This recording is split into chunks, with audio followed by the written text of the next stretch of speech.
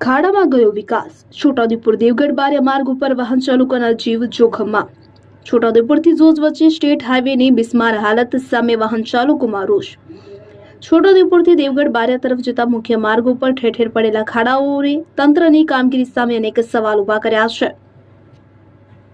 છોટાઉદેપુરથી જોજ વચ્ચેના state highway પર માર્ગની હાલત એવી બની ગઈ છે કે વાહન ચાલકો માટે મુસાફરી જાણે જોખમનો ખેલ બની ગઈ હોય તેમ લાગી રહ્યું છે। માર્ગ ઉપર પડેલા મસમોટા ખાડાઓને કારણે વાહન ચાલકોને સતત અકસ્માતનો ભય સતાવી રહ્યો છે। ખાડા ટાળવા માટે વાહન ચાલકો અચાનક માર્ગની દિશા બદલતા હોવાથી સામેથી આવતા વાહનો સાથે અકસ્માત સર્જાવાની શક્યતા પણ વધી રહી છે।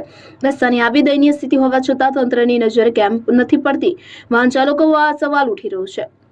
વર્ષોથી લોકોના ઉપયોગમાં રહેલા મુખ્ય માર્ગોની યોગ્ય જાળવણી કરવામાં આવે છે કે નહીં તે અંગે પણ હવે ચર્ચાઓ શરૂ થઈ ગઈ છે। આ ગંભીર સમસ્યા અંગે પત્રકાર દ્વારા સંબંધિત તંત્ર સમક્ષ ફરિયાદ કરવામાં આવી હતી। તંત્ર તરફથી 23 ઓગસ્ટ 2026ના રોજ ફરિયાદ પ્રાપ્ત થઈ હોવાનું જણાવી સમસ્યાનું નિરાકરણ થયા બાદ જાણ કરવામાં આવશે તેવો જવાબ આપવામાં આવ્યો છે, પરંતુ માત્ર ફરિયાદ સ્વીકારીને સમસ્યાનું નિરાકરણ થવાનું નથી।